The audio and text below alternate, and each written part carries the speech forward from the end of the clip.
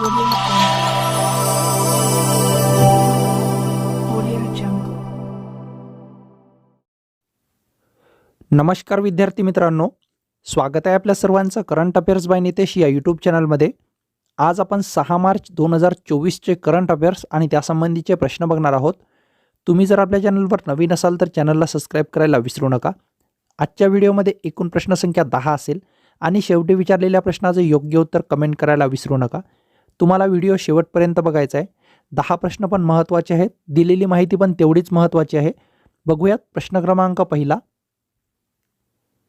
जागतिक rating agency मूडीजच्या global micro outlook 2024 नुसार 2024 भारताचा GDP वाढीचा दर किती टक्के राहण्याचा अंदाज वर्तविला आहे? हा प्रश्न इम्पॉर्टंट आहे. या प्रश्नाचं योग्य उत्तर आहे पर्याय नंबर ए 6.8%.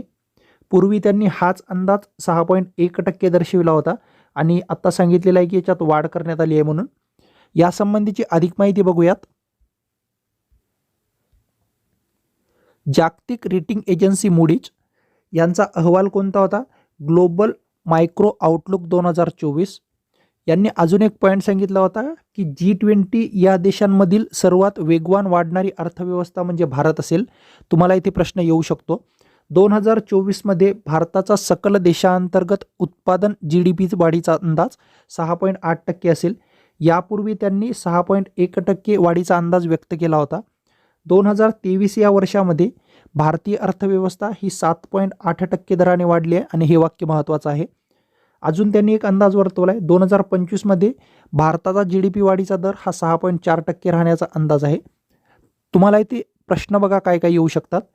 जागतिक रेटिंग एजन्सी मूडीजच्या अहवालानुसार G20 देशामध्ये सर्वात वेगवान वाढणारी अर्थव्यवस्था कोणती? तर याचे आन्सर असेल भारत. 2024 भारताचा सकल देशांतर्गत उत्पादन GDP वाढीचा अंदाज किती टक्के वर्तवण्यात आलेला आहे? तर 6.8%. जागतिक रेटिंग एजन्सी मूडीजनुसार 2023 भारतीय अर्थव्यवस्था किती टक्क्याने वाढली? सर्वात महत्त्वाचा प्रश्न आहे हा. असे 3 प्रश्न इथे अपेक्षित आहेत. प्रश्न क्रमांक 2 बघा आता. ऑक्टोबर 2019 साली एका वर्षासाठी विशेष फास्ट्रॅक पोक्सो न्यायालयाची स्थापना करण्यात आली. आता केंद्र सरकारने यात किती वर्षापर्यंतची मुदतवाढ दिलेली आहे? या प्रश्नाचं योग्य उत्तर आहे पर्याय नंबर बी 2026. हे पोक्सो न्यायालय काय आहे ते बघा. याचा कायदा आहे 2012चा आणि याचा उद्देश आहे लैंगिक गुन्ह्यांपासून बालकांचे संरक्षण करणे. 2019 पोक्सो अंतर्गत दाखल प्रकरणे जलद गतीने निवारा करण्यासाठी विशेष न्यायालयाची स्थापना करण्यात आली होती. सुरुवातीला याचा कार्यकाळ 1 वर्ष होता आणि आता याला 2026 मुदतवाढ दिलेली आहे. त्याच्यामुळे महत्त्वाचं आहे. सध्या भारतात 411 पोक्सो न्यायालये कार्यरत आहेत. एका वर्षात प्रति न्यायालयाची सरासरी खटले निकाली काढण्याची क्षमता आहे 125. येथे तुम्हाला 2 प्रश्न अपेक्षित आहेत. एक म्हणजे याला वाढ कितीपर्यंत दिलेली आहे आणि सध्या भारतात कार्यरत न्यायालये किती आहेत ते. समोरचा प्रश्न बघा आता. प्रश्न क्रमांक 3. दिल्लीच्या जवाहरलाल नेहरू विद्यापीठामध्ये छत्रपती शिवाजी महाराज अध्यसन केंद्र स्थापन करण्यासाठी महाराष्ट्र शासनाने किती कोटी रुपये निधी दिला आहे?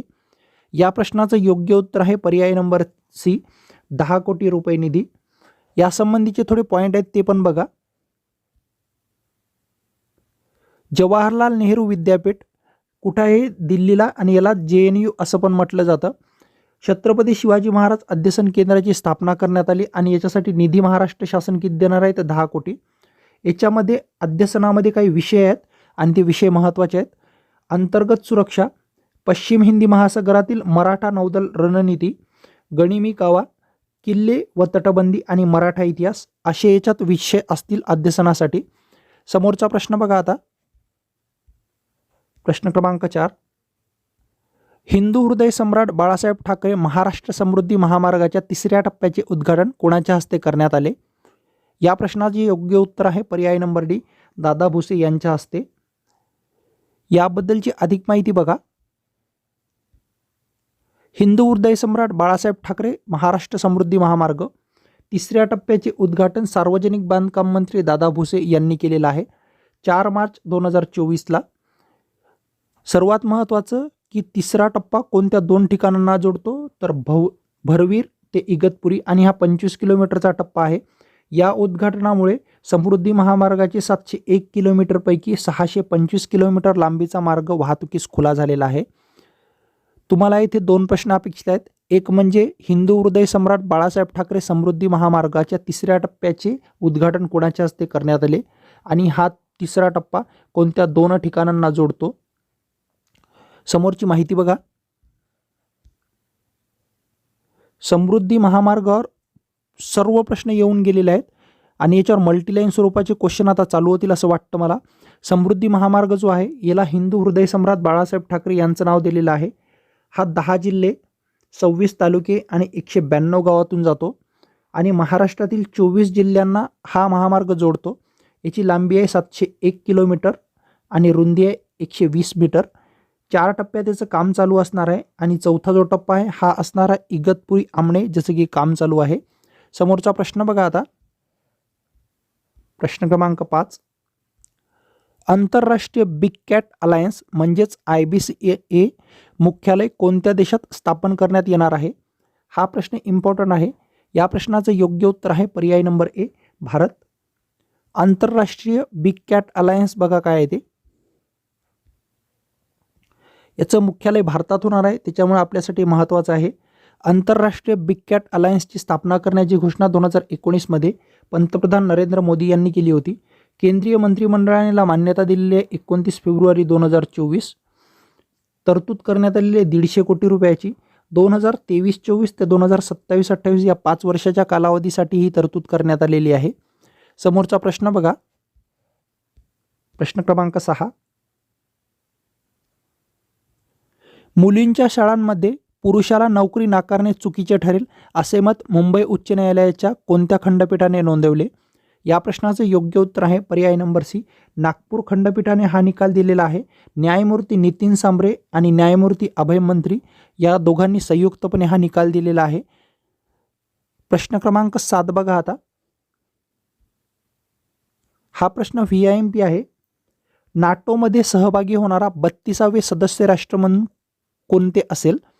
या प्रश्नाचं योग्य उत्तर आहे पर्याय नंबर सी स्वीडन. नाटो संबंधीची अधिक माहिती बघा. राज्यसेवा पूर्वपरीक्षेला यावर प्रश्न येऊन गेलेला आहे. कोणत्या स्वरूपाचा प्रश्न होता तेही सांगेन. नाटोचा 32वा सदस्य कोण आहे तर स्वीडन. 31वा सदस्य आहे फिनलँड. नाटोचा फुल फॉर्म बघा नॉर्थ अटलांटिक ट्रिटी ऑर्गनायझेशन आणि याची स्थापना झाली आहे 4 एप्रिल 1949ला. सदस्य राष्ट्र किती आहेत आता 32. मुख्यालय ब्रुसेल्स बेल्जियमला आहे. ही एक लष्करी संघटना आहे आणि दुसऱ्या महायुद्धानंतर याची स्थापना करण्यात आली होती. राज्यसेवेला ज्यावेळेस फिनलँड हा नवीन सदस्य देश झाला होता त्यावेळेस स्टेटमेंट बेस्ड प्रश्न आले होते आणि सर्वात महत्त्वाचं होतं की जे सदस्य राष्ट्र होती इथं त्यांनी चुकीचं ऑप्शन दिलं होतं वेगळा आणि बरोबर ओळखा असा प्रश्न आला होता. त्याच्यामुळे जे सदस्य राष्ट्र तुम्ही विशेष लक्षात ठेवा. समोरचा प्रश्न बघा आता. प्रश्न क्रमांक 8. सीमा सुरक्षा दलाच्या म्हणजेच BSFच्या पहिल्या महिला स्नायपर म्हणून कुणाची नियुक्ती करण्यात आली. हा प्रश्न पण इम्पॉर्टंट आहे कारण प्रथमच नियुक्ती आहे. या प्रश्नाचं योग्य उत्तर आहे पर्याय नंबर डी उपनिरीक्षक सुमन कुमारी. यासंबंधीचे 2-3 पॉईंट आहेत ती लक्षात घ्या. सीमा सुरक्षा दलाच्या पहिल्या महिला स्नायपर उपनिरीक्षक सुमन कुमारी यांची या पदावर नियुक्ती करण्यात आली. मूळची आहे मंडी जिल्हा हिमाचल प्रदेश. वयवर्ष आहे 28 वर्ष आणि 2019-21मध्ये त्या BSFमध्ये सहभागी झाल्या होत्या. येथे तुम्हाला अपेक्षित प्रश्न बघा काय येऊ शकतात. सीमा सुरक्षा दलाच्या पहिल्या महिला स्नायपर म्हणून कोणाची नियुक्ती करण्यात आली तर सुमन कुमारी. नुकताच सीमा सुरक्षा दलाच्या पहिल्या महिला स्नायपर म्हणून नियुक्ती झालेल्या सुमन कुमारी कोणत्या जिल्ह्यातील रहिवासी आहेत किंवा कोणत्या राज्याच्या रहिवासी आहेत आणि त्यांनी BSFमध्ये कधी सहभागी झाल्या ते लक्षात ठेवा कारण की 2023च्या कंबाईनला यावर असा एक स्वरूपाचा प्रश्न येऊन गेला होता. तिथे अशाच स्वरूपाचं एक साल विचारलं होतं 2016चं. समोरचा प्रश्न बघा. खालीलपैकी कोणत्या केंद्रशासित प्रदेशामार्फत मुख्यमंत्री महिला सन्मान योजनेचा शुभारंभ करण्यात आला? या प्रश्नाचं योग्य उत्तर आहे पर्याय नंबर ए, दिल्ली. यासंबंधीची अधिक माहिती बघा. मुख्यमंत्री महिला सन्मान योजना शुभारंभ केला आहे दिल्लीने. याचा उद्देश आहे 18 वर्षापेक्षा जास्त वयोगटातील महिलांना दरमहा 1000 रुपयांचा भत्ता देणे. निवृत्ती वेतनाच्या इतर कोणत्याही योजनांचा लाभार्थी नसलेल्या व करदाता नसलेल्या दिल्लीच्या महिला यासाठी पात्र असतील. याच्यासाठी 2000 कोटीची तरतूद पण करण्यात आली आहे. मध्य प्रदेशची जी योजना आहे लाडली बहिणा योजना, त्याच्या धर्तीवर या योजनेचा शुभारंभ करण्यात आलेला आहे. समोरचा प्रश्न बघा, प्रश्न क्रमांक 10. हा प्रश्न VIMP आहे. नुकताच संयुक्त गट क मुख्य जी परीक्षा झाली आहे याच्यामध्ये निवृत्तीवर एक प्रश्न विचारलेला आहे. प्रश्न काय होता पहिले ते सांगतो. नुकताच अंबाती रायडू यांनी क्रिकेटमधून निवृत्ती घेतली, ते कोणत्या राज्याचे रहिवासी होते? असा एक सोपा प्रश्न आलता. आपण वाचताना त्याच्यावर लक्षसुद्धा देत नाही, बाकीच्या सगळ्या गोष्टी करतो. बघा प्रश्न काय आहे ते. भारताच्या बी साई प्रणीत या खेळाडूने नुकताच कोणत्या खेळातून निवृत्ती जाहीर केली आहे? या प्रश्नाचं योग्य उत्तर आहे पर्याय नंबर बी, बॅडमिंटन. यांच्या संबंधीची अधिक माहिती बघा.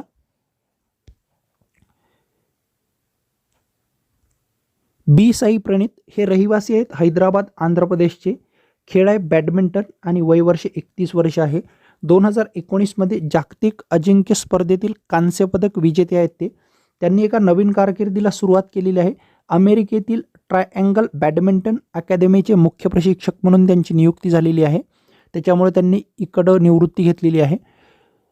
खूप जास्त डीपमध्ये जाण्यापेक्षा आयोग कशा बेस प्रश्न विचारते ते महत्त्वाचं आहे. येथे दोनच गोष्टी तुम्हाला जास्त लक्षात ठेवायच्या. एक म्हणजे बी साई प्रणीत कोणत्या राज्याचे रहिवासी आहेत आणि त्यांचा खेळ कोणता आहे, ह्या दोन गोष्टी तुम्ही विशेष लक्षात ठेवा. कारण की आपण अवघड गोष्टी पाठ करतो आणि सोप्या सोप्या गोष्टीवर प्रश्न विचारता आयोग. तुम्हाला मागील व्हिडिओमध्ये जो शेवटचा प्रश्न विचारला होता त्याचं योग्य उत्तर बघा. नवे फौजदारी कायदे कोणत्या तारखेपासून भारतात लागू होणार असल्याचे जाहीर करण्यात आले? या प्रश्नाचं योग्य उत्तर आहे पर्याय नंबर ए, 1 जुलै 2024. आणि तुमच्यासाठीचा आजचा प्रश्न.